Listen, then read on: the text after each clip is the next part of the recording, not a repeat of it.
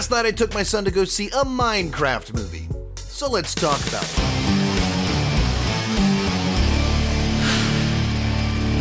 Hi, my name is Sean and I love to talk about movies and TV way too much. With that in mind, go ahead and join me down below in the comments section. Let me know, what did you think about a Minecraft movie, and give me that point of reference. Are you a fan of Minecraft? Are you a mega fan of Minecraft? All of that fun stuff. So as I mentioned before, I took my son to go see the film. I have played Minecraft exactly one time, and it was in order to create a video that I posted on my second channel 4 or 5 years back. It was fun to create it, but Minecraft has never been of any interest to me. But all 3 of my children are obsessed with Minecraft. And my son in particular, of course, has spent endless hours playing Minecraft, watching people screw around on Minecraft on YouTube. He's got the Lego sets, he's got the pickaxes, he's all the shirts, all of the different things. He is all in. So while I personally am not a part of that world, I am observing that world in my household and have been for almost a decade now. For my son, this was one of his most anticipated films of the year, behind only Dogman and Five Nights at Freddy's 2. For me, I thought the trailers looked awful. Each trailer got a little bit better, like you could see what they were going for and what the fun would be, but the trailers never won me over. Did the movie win me over? Let's get started talking about the good. And I'll just kick things off by saying the movie was a lot better than I was expecting, and I laughed a lot during this film. I think the key thing that parents need to remember or need to know going into this movie is that it's directed by the guy that directed Napoleon Dynamite. Now, if you go into this movie expecting a comedy from the guy that did Napoleon Dynamite, the movie makes a lot more sense. It's chaotic, it's random, it's quirky, it's weird, it's kind of all over the place. The focus is not on, characters, story, things like that. It's all about the funniest weird bit. If you go in expecting that, there's a lot here that will probably make you laugh and put a big, gigantic grin on your face. It is Napoleon Dynamite insanity set in the world of Minecraft. So it's just filled with Minecraft Easter eggs, building things, stuff like that, and with kind of this fantasy plot pulling everything together. But their focus, what they cared about, was putting a smile on your face. And in that regard, it did its job. The movie made me laugh. The big standouts for me would be Jason Momoa, who looks absolutely bizarre in the film, but that's essentially his character. His character is a loser version of kind of the stereotype of Jason Momoa, of this total bro that is living in the past and is actually a loser while pretending to be super cool. And he's great at playing the bro, and him kind of making fun of himself and being in on the joke. It's really funny. And there's just enough, it's not like a nostalgia bait film in most regards, but it is kind of leading into 80s stereotype stuff. And so there's just a lot of kind of fun that comes with that and the way they play around with that. The other one would be Jennifer Coolidge, Stifler's mom. There's this very random subplot about her getting divorced and going on this date in the background of the movie. It's so weird and random, but that's exactly why it's so funny. And she plays that type of character so well. I mean, she's basically been playing this type of character that's thirsty for over 25 years now, since American Pie came out in 1999, and it still works. And in particular, there's a couple interactions between her and Jason Momoa's character. Just the goofy insanity of it all, it is fun. And some of the stuff that I wasn't so crazy about in the trailer just plays better in context. even kind of the look of the movie, when you see the trailer, you're like, what on earth am I looking at? And then when you see the film, it's supposed to be weird and awkward and clunky, and it kind of becomes its own believable reality, because it's not supposed to be our reality. So you can get away with a lot as soon as you say it's this other thing. It's Minecraft world over there. And you go, okay, of course it's not gonna look like our world. It doesn't need to be realistic, so that uncanny valley disappears because it's not trying to be realistic. So it just works. Even when it can be cartoonish and silly looking, it works. Actually, another one of the standouts was a little bit of surprise. The little boy in the movie, it's not like he's given a ton that he needs to do, but he just has this consistent, like, confusion towards the things going on. In particular, the first part of it that I thought worked pretty well. And he plays like, what is going on? What are you talking about? He does that stuff really fun at the beginning of the film. And I'll have more to say about this later on, but he gives a little bit of an emotional anchor with the film. But as I said at the beginning of this, the key thing here is it's much better than I thought it was going to be, and it's much funnier than I thought it was going to be. And all of that goes back to the insane, irreverent, wacky energy that comes from the director of Napoleon Dynamite. If you go in expecting something like that, there's a lot of fun to be had. As someone that's not super invested into the lore of Minecraft, I can't comment too much on the Minecraftisms of it. I'm the parent. I can speak for the parents. Later on in this, my son will share his thoughts a little bit, but I can't chime in on it. But as I'm watching it as a person adjacent to someone obsessed with the Minecraft lore, there's a lot of Minecraftisms all throughout this entire thing. The creatures, the nighttime, the zombies, pig zombies, all the crazy.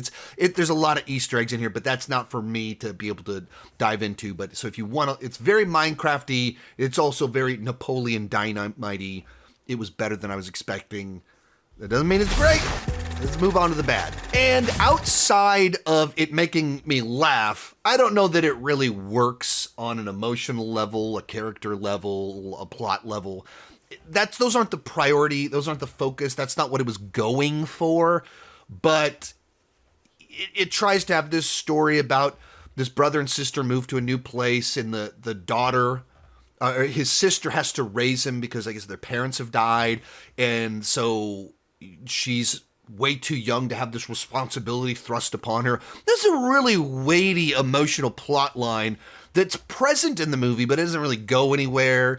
Jason Momoa has this plot about, his whole arc is about this guy who's peaked in 1989, and now we're in the 2020s, and he's just living in the past. And, it tries to do something with that and his journey and everything, but you don't really care. And inside of the lore, being the world of Minecraft, it's telling this fantasy story about, the evil dictator person trying to conquer the world and needing the magic relic. So they're on a quest to get the relic to return home, but that's what the other person, it's all very fantasy genre type plot line, building up to this big final battle with two different armies and trying to get to the relic in time. But none of that's really the focus. It's all about the bits and the jokes. So it checks all the boxes of a proper fantasy story and has all the elements, but you don't feel the stakes. You're not really invested. And it's a little bit like you get to the third act and we went from let's make a bunch of jokes to now let's do a big gigantic battle. And there's still some jokes in the third act, but it even kind of feels like a strange tonal shift because suddenly we're in big fantasy movie as opposed to our kind of a parody of a fantasy film. And now we're just in kind of a quirky animated final battle, something like that. So a lot of that other stuff didn't really work. It's just there because you need a plot. You're trying to find a way to convert basically Lego, the video game, into a plot-based thing. And, it pulls from Minecraft Dungeons and some other places to flesh out the plot. And like I said, there's a plot. It does have one. You're just not super invested in any of it. Kind of on that idea of Lego, the Lego movie, one of the things that it did really well is that was a film that was a celebration of kind of creativity and not just sticking to the rules and taking the concept of Lego and building out whatever world you can create. It was really a celebration of that. That was thematically woven throughout the whole film. And this movie like kind of tries to do that with the boy that I mentioned earlier on, that he's really smart and he's really creative, but people don't, because of that, he's kind of rejected in the real world and in the world of Minecraft, that he can do all this. Like, it's there, but the same way that the emotional arcs are there and the fantasy plot is there, the themes about creativity, they're there, but it doesn't feel like it's actually saying anything. It just, all of this other stuff outside of the humor, it just feels like a box that was checked to say that, yeah, I mean, see, there's themes about creativity. Does it say anything about creativity? Does it actually, like, when you get into the actual basis of the movie itself, is there a bunch of creativity in them building stuff? No. Of course they build things, but it's not pivotal to the plot, really, with the creativity all that much. So it felt like all that other stuff was just so secondary to the comedy that you're just not invested in it. Now, on some of the characters, I was not a big Jack Black fan in this movie. Based on the trailers, I didn't think I was going to be. But his Steve just feels like it's cranking the stereotype of Jack Black up to 11, where everything is, as a child, I yearned for the mines. We must quest over there to get it. My dog. Like, everything has that same inflection and energy to it. And it's so hammy and over the top, but not in a way that felt like actual character. Where, like, Jason Momoa is also hamming it up, playing this ridiculous over the top character, but he felt like believable in that world. Whereas Jack Black, I felt just like hammy Jack Black, doing this with everything. And then he busts into songs because he loves to sing. Like, it's just that energy, it's the stereotypes of Jack Black where you think, did he just improvise all of this stuff? Was he just on set? It was like, what if I sang about my chickens that were cooked by lava? Like, he does that stuff in it, and I wasn't buying into it. Likewise, most of the supporting cast felt pretty superfluous in the movie that we got. The sister's not very interesting. The brother I thought was interesting because he's kind of like the younger version of Jack Black, and so there's some fun and he ties into things. But the sister's just the nervous sister. And then there's like the traveling zoo lady with them that she's basically just there so that the sister has someone to be with. It's like there's extra characters that don't serve much of a purpose and they don't bring a flavor to it. Like, I wasn't crazy about Jack Black's Steve in this, but he's important. Like, there's a reason that he is the way that he is. He serves a purpose, and I can see why a lot of people like him. These other characters, they're just there. They don't have the spice, the flavor of the Jason Momoa, and so just like these very bland tag-alongs inside of the movie. Now, with comedies, it's always important to point this out. Comedy is entirely subjective. And because this movie rests everything on the comedy, if it doesn't make you laugh, you won't like this movie. So I've seen some reviews for people that just like hated this film and worst movie of the year. If it doesn't make you laugh, it doesn't have much else to offer besides Minecraft Easter eggs. Thus, you'll hate the movie.